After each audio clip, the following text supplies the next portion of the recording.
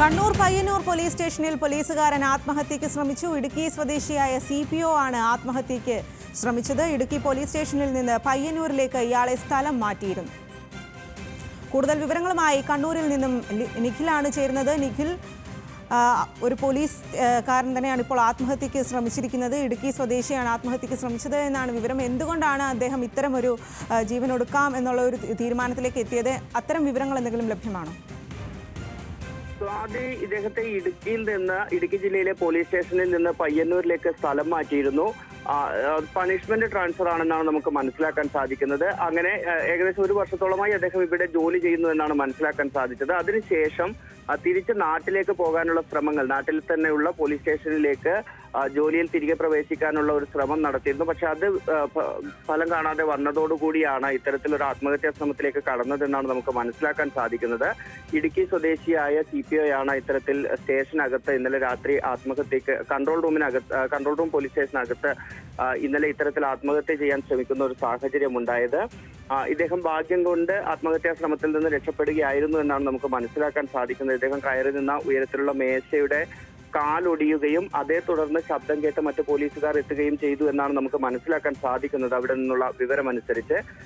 എന്നാൽ പയ്യന്നൂർ പോലീസ് ഇക്കാര്യം നിഷേധിക്കുകയാണ് ചെയ്യുന്നത്. അത്തരത്തിലൊരു സംഭവം ഉണ്ടായിട്ടില്ല എന്നാണ് പയ്യന്നൂർ പോലീസ് പറയുന്ന ഒരു സാഹചര്യം കൂടി ഉള്ളത്. ഏതായാലും ഒരു പോലീസുകാരൻ സ്റ്റേഷനകത്ത് ആത്മഹത്യ ചെയ്യാൻ ശ്രമിച്ചു എന്ന വാർത്ത തന്നെയാണ് പയ്യന്നൂരിൽ നിന്ന് ഇപ്പോൾ പുറത്തു വരുന്നത്. കൺട്രോൾ റൂമിലെ CPO ആണ് ഇത്തരത്തിൽ ആത്മഹത്യാ ശ്രമം നടത്തിയത്. കഴിഞ്ഞ 1 വർഷമായി പയ്യന്നൂരിൽ ജോലി ചെയ്തു വരികയായിരുന്നു. പണിഷ്മെന്റ് ട്രാൻസ്ഫർ ആയാണ് പയ്യന്നൂരിലേക്ക് ഇദ്ദേഹം എത്തിയതെന്നാണ് മനസ്സിലാക്കാൻ സാധിക്കുന്നത്. തിരിച്ച് നാട്ടിലേക്ക് പോകാനുള്ള ശ്രമങ്ങൾ നടത്തിയിരുന്നു. പക്ഷേ അത് ഫലം കാണാത്തതിലുള്ള നിരാശയാണെന്നാണ് നമുക്ക് മനസ്സിലാക്കാൻ സാധിക്കുന്നത്. സ്വാതി, നിഖിൽ, ഇപ്പോൾ ഈ ഒരു ആത്മഹത്യാ വിവരം കൂടി പുറത്തു വരുമ്പോൾ പോലീസ് സേനയ്ക്ക് ആകെ തന്നെ ഈ അടുത്തായിട്ടുള്ള ഒരു ആരോപണമാണ് ഇത്തരത്തിൽ കൂടുതൽ പോലീസുകാർ ആത്മഹത്യയ്ക്ക് ശ്രമിക്കുന്നു, അല്ലെങ്കിൽ അവർ മനം നൊന്ത് ഇത്തരം പ്രവർത്തികൾ ചെയ്യുന്നു, പോലീസ് സേനയിൽ നിന്ന് തന്നെ വിട്ടുപോകുന്നു എന്നുള്ളതൊക്കെ. അപ്പോൾ ഈ ഒരു സാഹചര്യത്തിൽ മനുഷ്യാവകാശ കമ്മീഷൻ വരെ അതിനെക്കുറിച്ച് അതിൽ ഇടപെടുകയും ചെയ്തതാണ്.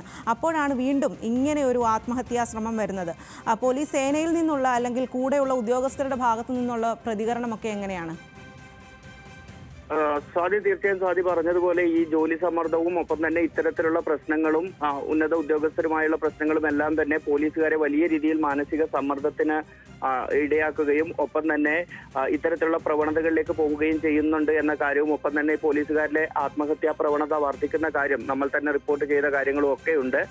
പക്ഷേ ഏതായാലും ഈ സഹപ്രവർത്തകരായ പോലീസുകാരിൽ നിന്ന് തന്നെയാണ് ഈ വിവരം പുറത്തു വരുന്നത് എങ്കിൽ പോലും ഔദ്യോഗികമായി പയ്യന്നൂർ പോലീസ് ഇക്കാര്യം സമ്മതിക്കുന്നില്ല. ഇങ്ങനെ ഒരു കാര്യം നടന്നു എന്നുള്ളത് തന്നെയാണ്. പ്രത്യേകിച്ചും സ്വാതി പറഞ്ഞ ഈ ഒരു സാഹചര്യം കൂടി നിലനിൽക്കുമ്പോൾ ആ രീതിയിൽ തന്നെ ആയിരിക്കാം പോലീസ് ഈ സംഭവത്തെ നിഷേധിക്കുന്ന ഒരു സാഹചര്യം ഉണ്ടാകുന്നത്. ഏതായാലും ഇങ്ങനെ ഒരു ആത്മഹത്യാ ശ്രമം സ്റ്റേഷനകത്ത് നടന്നു എന്ന കാര്യം പുറത്തു വരുന്നതും അവിടെ നിന്നുള്ള സോഴ്സുകളിൽ നിന്ന് തന്നെയാണ്.